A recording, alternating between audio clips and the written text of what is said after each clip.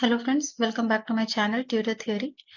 Today we'll discuss about safety devices and restraints. Under this, we will discuss the definition of the safety devices, restraints, list of safety devices, categories of restraints we will discuss. Next, purpose of the restraints, steps of the restraints, how to do the restraints, and the last we will discuss about how to remove the restraints. So let's discuss one by one. First topic is safety devices. So it is a device also referred to as a protective device. Is defined as a device that is used for a particular treatment, right? तो इसमें लिखा क्या है? A safety device is also referred to as a protective device. We can also call it as a protective device. So it is also defined that it is used for a particular treatment. Means particular treatment के लिए क्या है? We are using the safety devices. For example, wheelchair हम अगर लेते हैं तो wheelchair किसके लिए यूज करते हैं? जो कि चल फिर नहीं सकते हैं उनके लिए हम wheelchair यूज करते हैं, राइट? तो जो चल सकते हैं उन्हें हम wheelchair प्रोवाइड नहीं करेंगे. तो according to the particular treatment, we are selecting the safety devices, which kind of safety devices we need to treat the patient, right? For example, next example अगर लेते हैं, a patient has had ambulation, means उसका पैर जो है half cut चुका है, ambulation हो चुका है. तो फर्स्ट ऑफ ऑल उन्हें क्या दिया जाएगा? वॉकर दिया जाएगा, राइट? या तो उन्हें क्रच वॉकर से चलने के लिए पहले प्रैक्टिस किया जाएगा, राइट? तो according to the treatment we are providing the devices.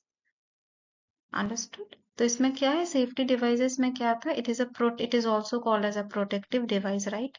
Which is used for a particular treatment.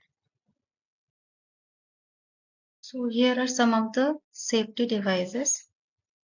First one हमारा है व्हील चेयर विथ बेल्ट, है ना?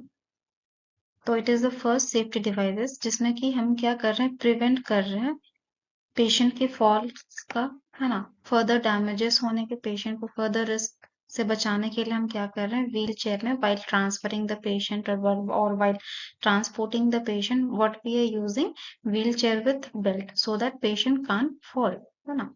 Second one is fixed and strong bed, है ना? We are using the bed which is fixed, one place पे fixed है and it is strong bed, so that अगर bed जो है प्रॉपरली फिक्स नहीं रहेगा, then what it will happen कि बेड अगर मूवेबल है, लॉक नहीं लगा हुआ है, then what it may happen कि अगर लॉक प्रॉपर तरीके से नहीं लगा हुआ है तो जो बेड है वो खुद से घसक सकता, ट्रांसफर हो सकता है from one place to other place, जिसमें कि खुद पेशेंट को भी डैमेज होगा प्लस उसके जो बगल साइड बेड में जो है उन्हें भी प्रॉब्लम होने के चांसेस है.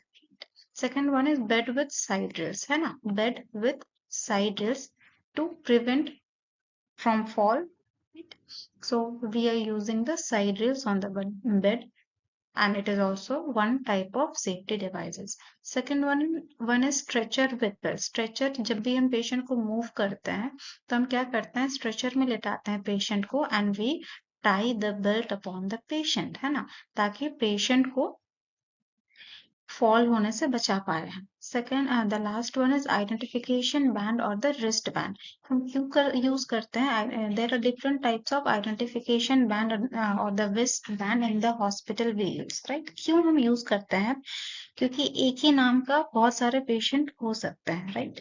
तो उससे बचने के लिए, है ना, हम क्या करते हैं? रिस्ट बैंड का यूज करते हैं जिसमें कि हॉस्पिटल नंबर पेशेंट का दिया रहता है, राइट?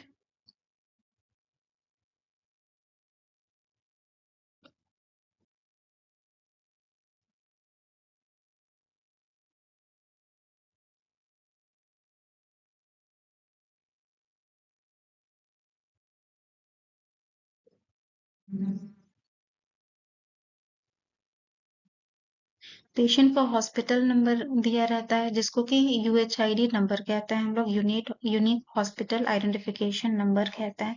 पेशेंट का नेम, एज, सारा चीज मेंशन किया हुआ रहता है ना? तो क्या क्या है इसमें? पेशेंट का नेम,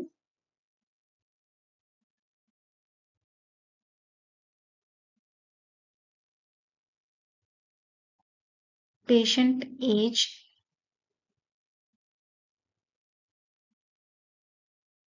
राइट। तो ये सारा चीज मेंशन किया होता है इन द आइडेंटिफिकेशन बैंड और द रिस्क बैंड, जिसमें कि हम मेडिकेशन देने पे कुछ हमसे गड़बड़ी ना हो, राइट। ये तो कुछ ट्रीटमेंट प्रोवाइड करने में हमें कोई गड़बड़ी ना हो। अगर सेम नाम का पेशेंट है तो we can identify with the hospital और यूएचआईडी नंबर, है ना। उनके एज, उनके पेशेंट नेम, उनके टाइटल से, सरनेम से हम आइडेंटिफाई कर, डिफ्रेंशिएट करवाए कि हमें किस पेशेंट को क्या ट्रीटमेंट देना है ना। क्रॉस ना हो जाए, मिसमैचिंग ना हो जाए, इसीलिए हम क्या करते हैं, आइडेंटिफिकेशन बैंड पेशेंट के रिस्ट में बांधा जाता है, जिसको कि हम एक तरह से बोल सकते हैं it is also one type of safety devices for the patient, है ना, ताकि जो ट्रीटमेंट है वो प्रॉपर पेशेंट, कोई पर्टिकुलर पेशेंट के लिए जो ट्रीटमेंट है वो मिल पाए, right.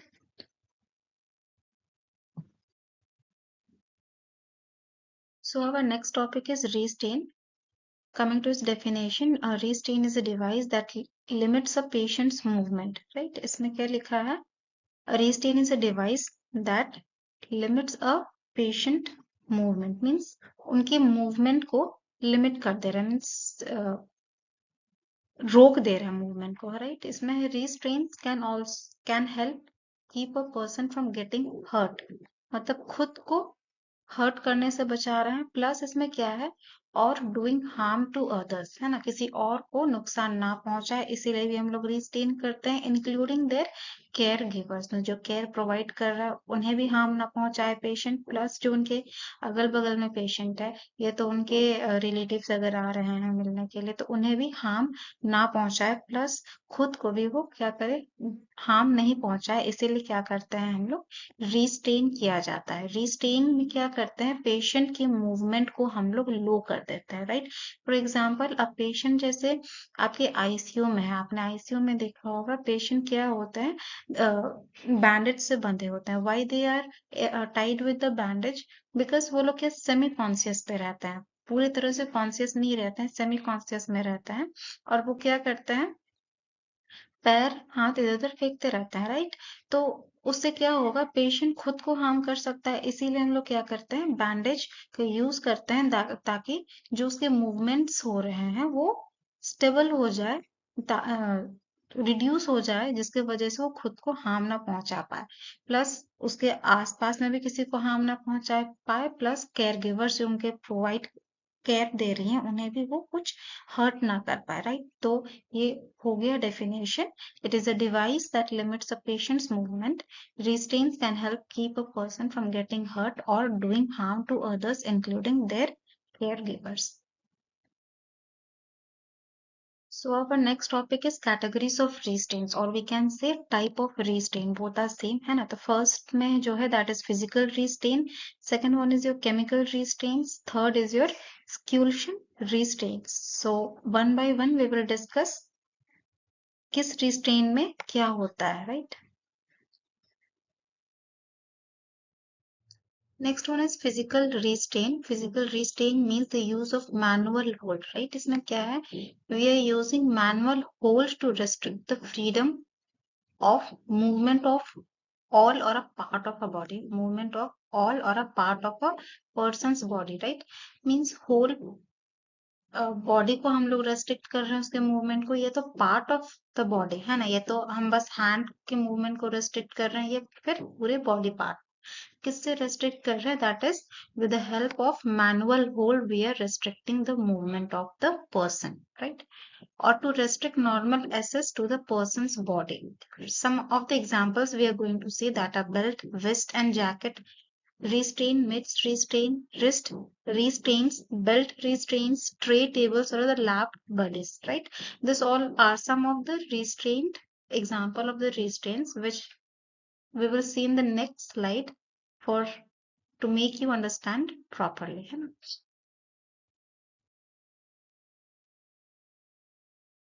So here are some of the restraints.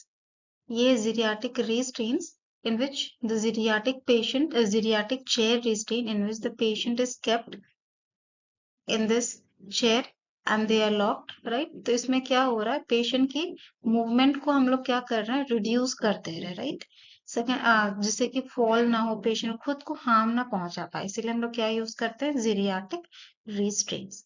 Next one is the jacket restraint. In jacket restraint क्या है, इसमें हमने पूरे जैकेट की तरह रहता है, जिसमें कि पेशेंट के जो मूवमेंट है इस पर्टिकुलर इस पार्ट जो चेस्ट वाले पार्ट है उसको मूव करने से प्रिवेंट कर रहा है। नेक्स्ट है waist restrain. Here is also the same, इसमें भी कवर करते हैं, पूरे जैकेट टाइप के ही है, इसमें कवर करके उसके मूवमेंट, पर्टिकुलर इस पार्ट के मूवमेंट को हम लोग क्या कर रहे हैं, रेस्ट्रिक्ट कर दे रहे हैं।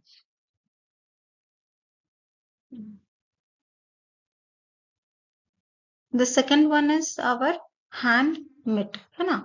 इसमें क्या कर रहे हैं, in hand we are using the restrain so that कि ये मूव ना हो पाए, है ना, और फर्दर डैमेजेस इस पार्ट को ना हो पाए, इसीलिए हम लोग क्या कर रहे हैं, हैंड मिट यूज कर रहे हैं फॉर टू रिस्ट्रेन इट, है ना, उसके मूवमेंट को स्लो करने के लिए।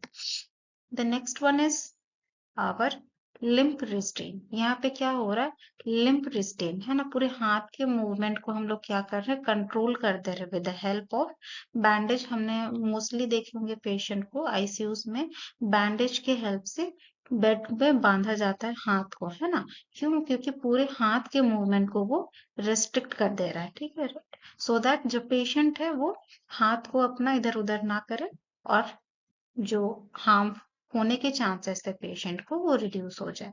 Next one is wheel chair belt, right. The last point हमने जो पिछला ये स्लाइड पे देखा था ये यही है, व्हील चेयर बेल्ट और द लैप बेल्ट, है ना। इसमें पेशेंट को बैठा करके हमने क्या किया, बेल्ट डाल दिया है, जिसमें कि पेशेंट फॉल उनका ना हो पाए, फर्दर डैमेजेस ना हो उनके बॉडी पार्ट को, राइट।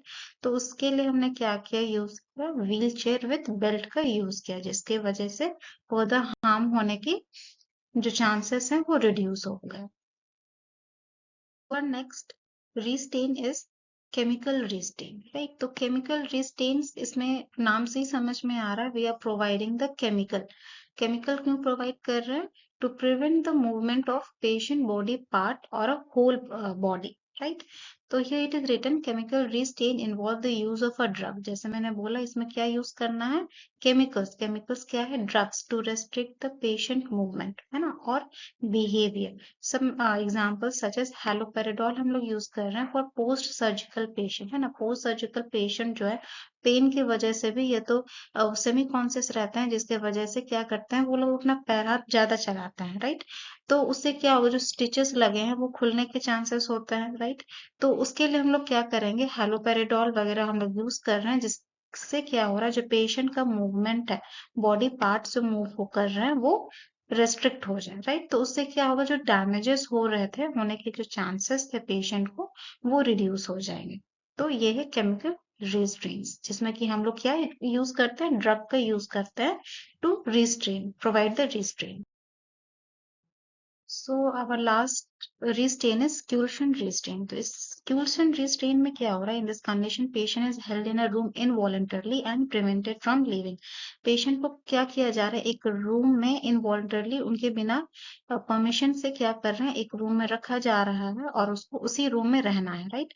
और ये मोस्टली किसमें देखा जाता है, इन साइकाट्रिक वार्ड, जिसमें कि पेशेंट को एक रूम में रखते हैं और बाहर से बंद कर दिया जाता है, ताकि जो पेशेंट है वो दूसरों को हार्म ना पहुंचा सके और खुद को भी वो हार्म ना पहुंचा सके, राइट, है ना।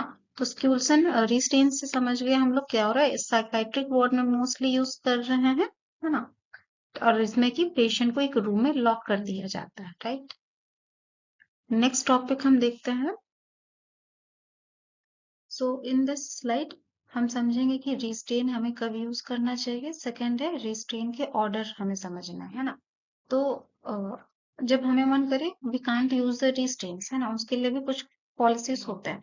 पेशेंट का जो करंट वायलेंस बिहेवियर है उसको देखने के बाद ही हम क्या कर सकते हैं, रिस्ट्रेन यूज कर सकते हैं पेशेंट पे। नेक्स्ट है हिस्ट्री ऑफ प्रीवियस फॉल। अगर अटेंडर जो है पेशेंट के बारे में बता रहे हैं कि he had a history of falls, then we can use the restraints. और वायलेंस बिहेवियर है उसका, वो हमें बताया जा रहा है, then we can use the restraints, right. अब है रिस्ट्रेन के ऑर्डर्स। जब तक हमें ऑर्डर्स ना मिले we can't use the restrain by ourself until and unless emergency situation, बहुत ही एक्सट्रीम सिचुएशन है, then we can use the restrain by ourself. But उसके लिए भी क्या है, पहले हमें आइडेंटिफाई हम तो कर लिए कि हमें कब यूज करना है रिस्ट्रेन। अब बहुत ही इमरजेंसी सिचुएशन है जिसमें कि डॉक्टर प्रेजेंट नहीं है रिस्ट्रेन ऑर्डर देने के लिए, then we can use the restrain, but हमें डॉक्टर को इन्फॉर्म करना है, उसके बाद ही रिस्ट्रेन यूज करना है, राइट।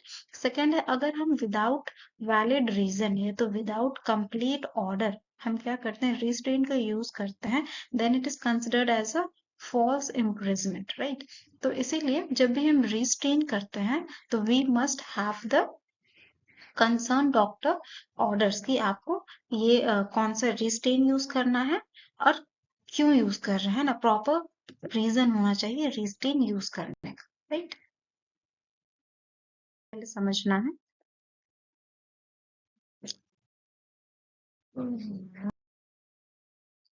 सो नेक्स्ट हमारा टॉपिक है last topic, that is removal of restraint, right. तो removal of restraints means we are removing the restraints. अब कब हम लोग रिमूव करेंगे, after identification of patient behaviour, patient का बिहेवियर नॉर्मल हो गया है, then we can remove the restraints, getting doctor order. Last है, पेशेंट का बिहेवियर नॉर्मल हो गया, हमने डॉक्टर को बता दिया, जब तक डॉक्टर ने ऑर्डर नहीं दिया कि you have to remove the restraints, until and then we can't remove the restraints, right। तो रिस्ट्रेन को रिमूव करने से पहले हमें क्या चेक करना है, पेशेंट का बिहेवियर चेक करना है, देन हमें क्या डॉक्टर्स के ऑर्डर लेना है to remove the restrain, then we will go to the process to remove the restraint.